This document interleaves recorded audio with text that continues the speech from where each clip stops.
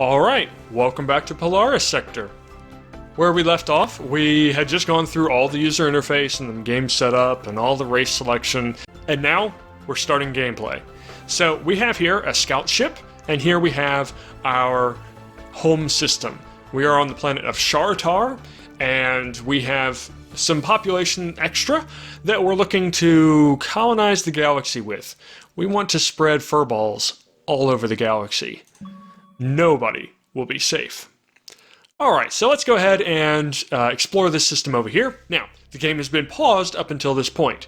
Up here, if you've never seen it before, is a radial time menu. I wish there were more tooltips here just to show you, if you click on this, what it'll go to. But you can go between real time and 20 times real time.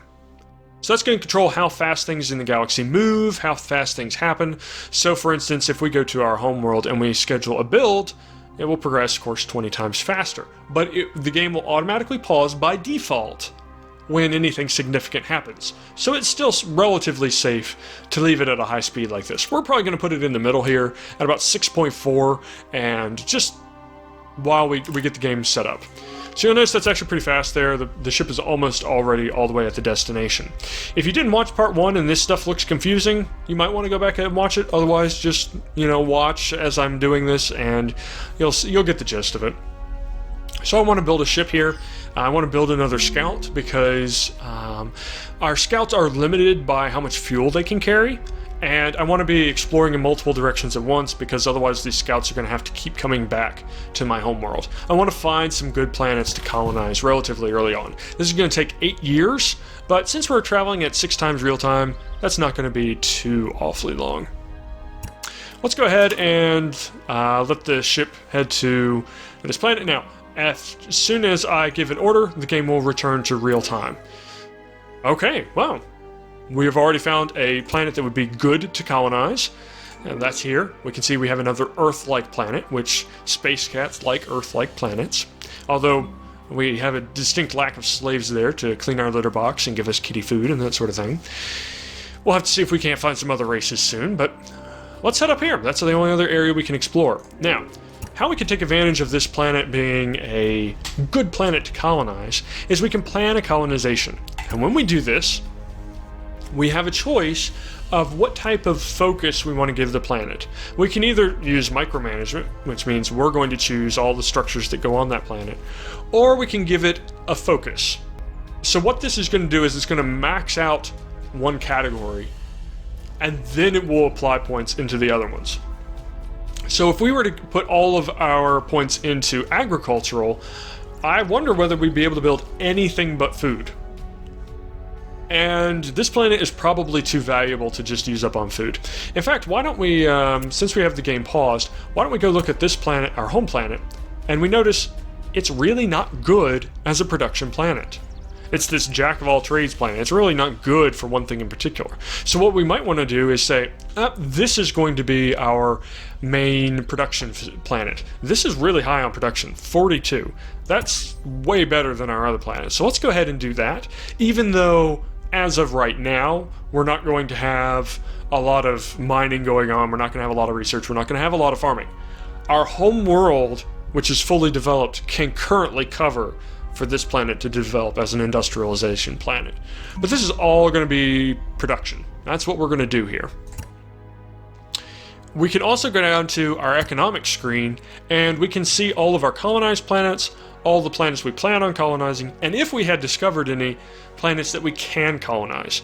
Once we research the domed quarters, then we'll be able to colonize in a lot more planets. But for the moment, this is the only planet we can colonize. So let's go ahead and resume real time. Since I'm talking, I'm going to go ahead and slow it down a little bit. And since we're currently speeding up time, you can see that this will actually progress decently quickly when the game isn't paused. Nowhere to colonize here. Volcanic and gas giant. Let's keep going. You'll notice the fuel is counting down. The game will warn you if you're going to pass beyond where you could safely return to your territory and refuel.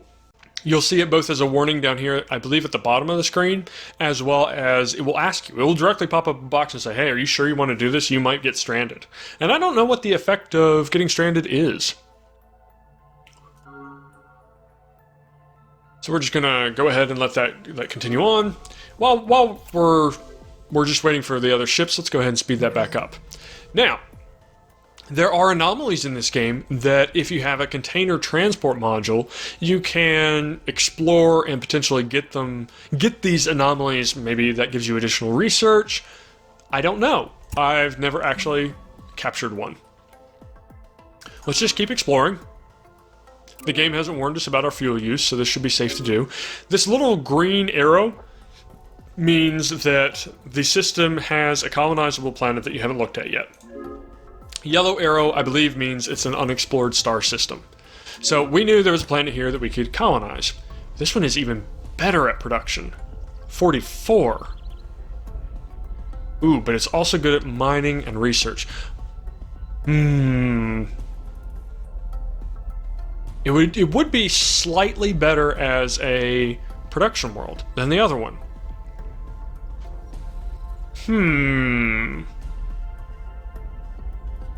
You know what? Why don't we do that? Why don't we plan this one for industrialization? And then we'll go back to this one and we'll plan a different colonization. Here we'll go for maybe mineral, maybe research, or farming. Let's get our economy up swiftly. So let's go ahead and do mining here. Okay. Go ahead and resume the game. And keep exploring. Okay, here's that warning I was talking about. It's going to actually tell you if you're going to go farther than your fuel use allows. So we don't want to continue. We want to head back to our primary territory and refuel.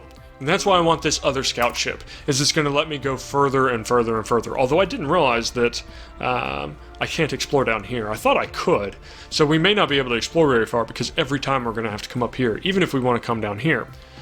Now, I actually don't mind that all that much because we're in this very nice, secluded, kind of dead end of the galaxy here, and we're also very close to an edge. So potentially, this is a very secure system, and I like that for our homeworld.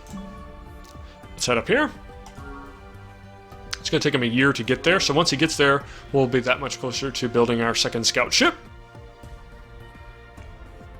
And we can continue from here, although I don't know how much further since we're low on fuel. But let's explore here toward the edge of the map, because again, if I can, I want to take territory up here because that's safer territory.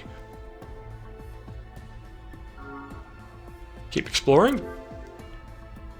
I can't safely go to either one of these and make it back to my territory, so let's head on back. And I figure we'll probably finish with our second scout ship here in a few moments. Yep, we just finished it. Now what's this up here? Asteroid cluster. Asteroid clusters offer a chance to find valuable resources and even learn something new and unique. You'll need a ship with a container transport module if you want to develop them, though. Okay. I don't know if that's something that we have yet.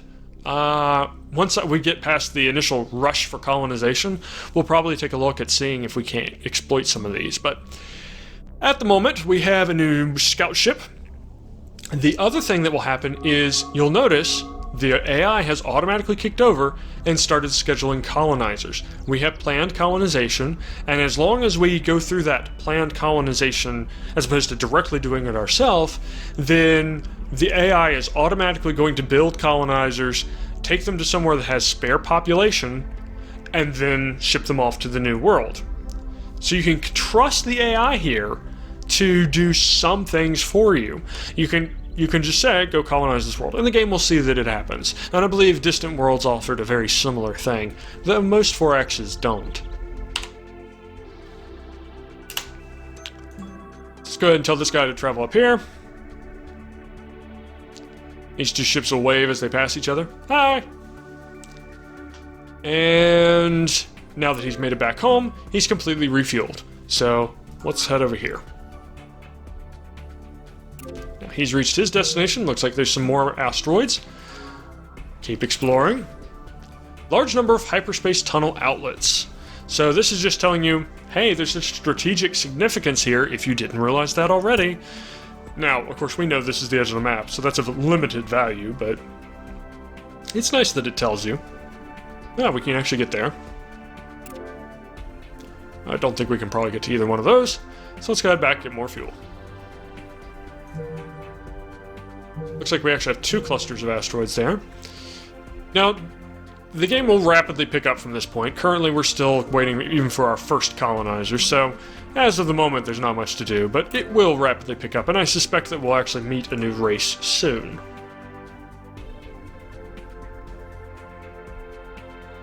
When we do, I want to establish our territory and rapidly take planets over here if we can. We actually haven't seen too many planets we can take, have we? Nope. All the planets that we can currently colonize are currently planned for colonization. Can we get over there? No. We actually cannot explore further than this with the ships that we have. That is very, very, very unfortunate. We can get there. Because we haven't seen too many good planets to colonize. Now, we could probably explore over here a little bit, but nope, there goes our colony ship. Automatically, it's automatically going to go over there and colonize. Okay, so, well, yeah, let's explore over here. We have our new planet. And so the way planets work is you automatically get this colonial module, which gives you your starting production and a little teeny tiny bit of food. It's enough that you can actually grow your population a little bit. We have a very slight penalty to our food usage as the Sheratar. We have an extra 10% food consumption, so we are currently, for 1,000 population, using 1,100 food. But that's okay. You'll notice over here, if I unpause, the game will automatically start producing manufacturing facilities. Which is interesting, as we told it mining. Alright, well, we'll let the game do that. We have a colonizable planet up here. Now, this is oceanic, so this is a very different beast. Not great for production, not the best for mining of resources either, although it does have a lot of mining facilities. All of that is organics. There's no metals here whatsoever. So, your 2 main goals here are either food or research. That's a lot of food. That's a lot of research. I think we're going to do research. We may find ourselves low on food, but we can always go to our economic screen and see. We currently can support roughly 100,000 extra people, so we're currently okay. We'll probably take some secondary planets and develop them as food planets. There's no repercussion for doing so. You don't have any downsides to colonizing extra planets other than, well, it costs you that time to build the colonizer, it costs you some population to load onto that colonizer, but there's no currency. You aren't going to be spending money. You might be spending some extra resources because you may have to police those planets, put extra police units on there to try to reduce unrest, but you're not going to be spending the corruption money or that anti-expansion that you might see in other 4Xs. There's that concept of slow the expansion down. Alright, let's continue exploring. We should get another colonizer soon. Yep, 3 years. Can we explore either of these? Nope. We gotta go back and get more fuel. This ship is up here waiting. No. He has to come back for fuel too.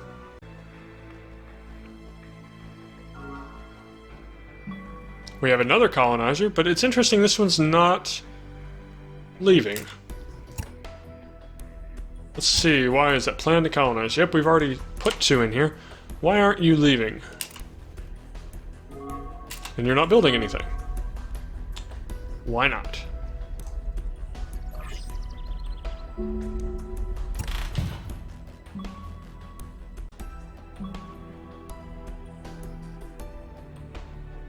Oh my goodness, I didn't realize this. These colonizers can't get to the destination because they don't have enough fuel. Oh, that's something I didn't expect.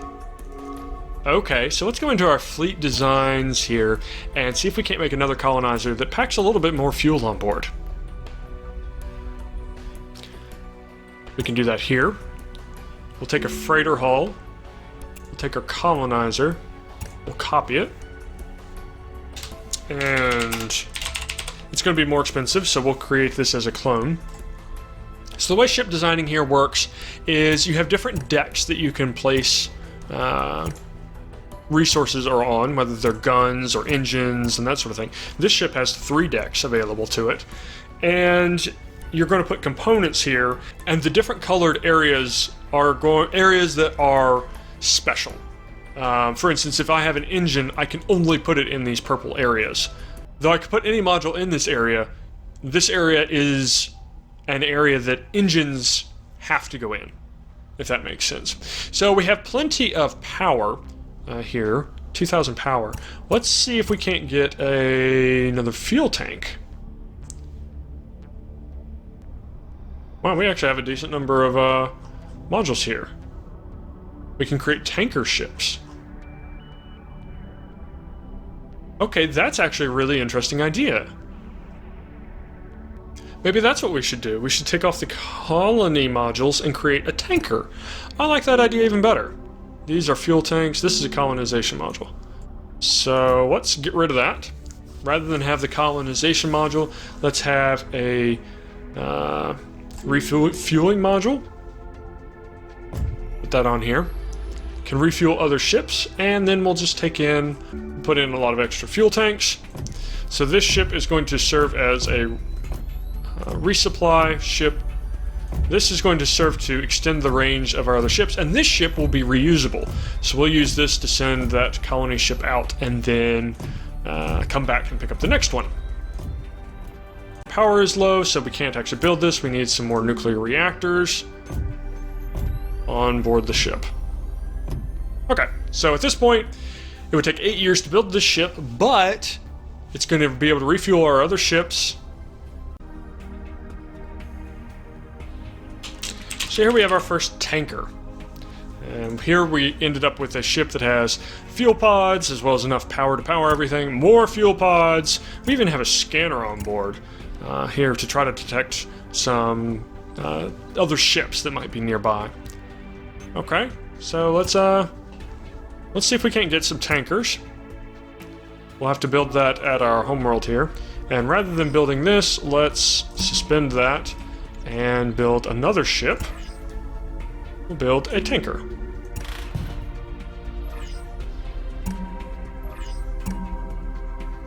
Okay, reorder? Oh, okay.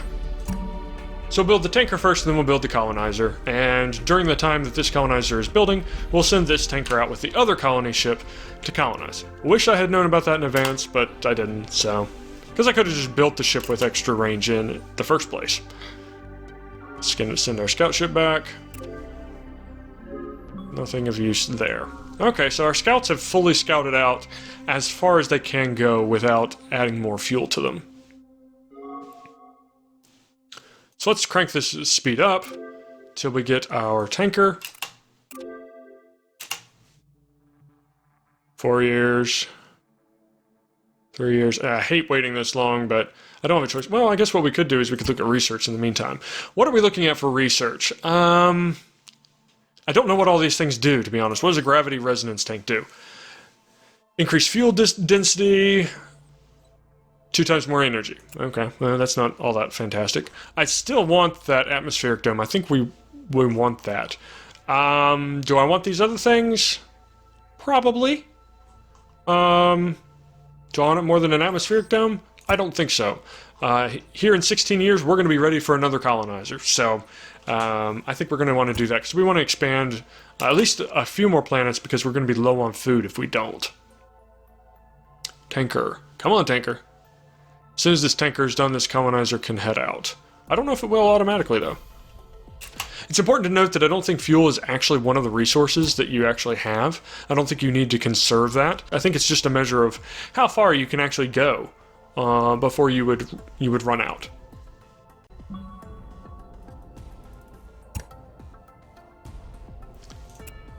So here we have our colonizer and our tanker together, and now we can head out to Saddlebody, which he will not do automatically. So we'll have to order him to do that.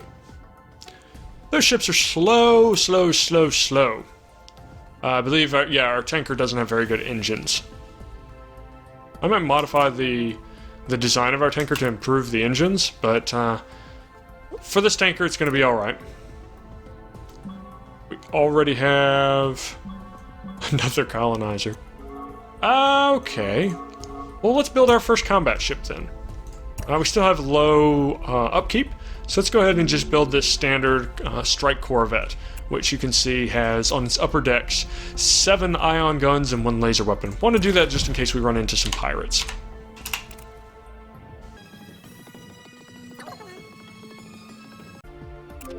Now, we haven't shown any combat, but combat in this game is kind of... If there's any area that's graphically weak in this game, it is the combat.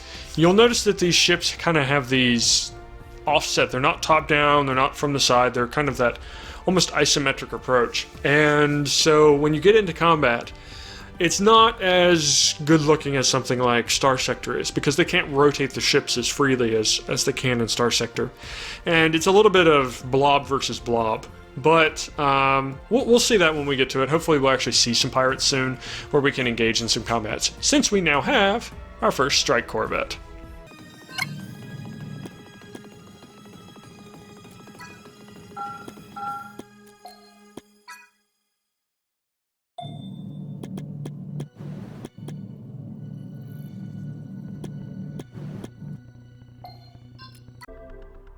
Okay, so we've completed atmospheric dome research, and this opens up a whole lot. Because now we can go to our economic screen, look at our planets, and we can see that we can now colonize planets in all of these areas, which we definitely want to do. We want to secure this edge of the map, as well as extend our range, because now we have a planet here. So now our scouts can scout further on down. So let's see what these planets have. There's not much here. There's desert worlds, frozen worlds, desert... planetoid, that's not even a planet. This one has some decent minerals. We might want to turn that one into a mining world.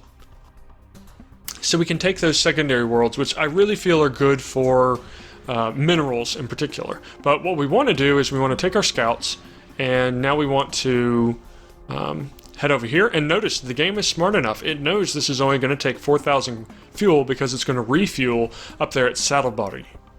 So let's go ahead and do that, and we'll be able to explore a lot more of our immediate neighborhood with that scout. And in fact, let's send the other scout as well. Actually, let's send him over here and then send him up into this area. So what we're looking for is we're looking for a good planet to colonize. A planet that's going to let us have agriculture, because we're going to need food. Frozen planet.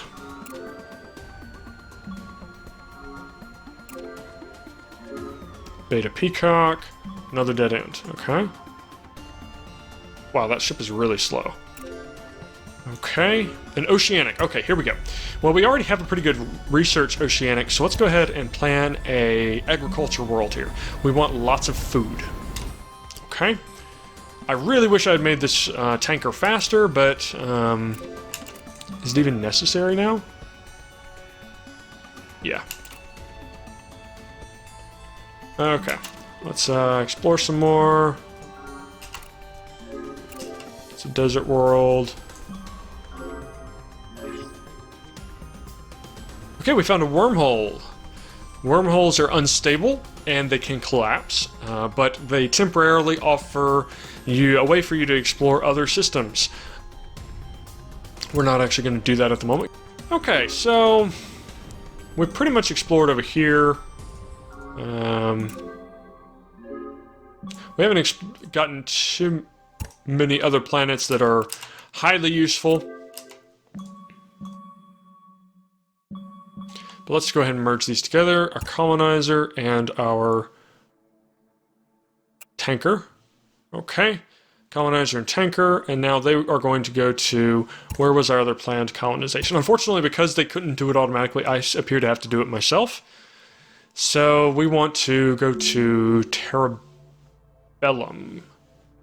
Although it might be worth taking Sham first. Let's go ahead and take Terabellum, and then we should be building another tanker here at this planet. Yes, or colonizer. So we'll be able to immediately colonize again. That takes 9 years for that trip. Man. We should be able to get to Sham as long as our ship can get to Saddlebari Actually, you guys wait here. And then, nope, you guys wait. Okay, you guys wait here. And then this ship will meet you there. And it will completely catch you guys. Hopefully refuel, and then we'll be able to send both colonizers out. But that's our first look at the game. Gives us a general idea of how the game plays. We'll be continuing our conquest of the galaxy soon. Thanks for watching, guys. We'll see you next time.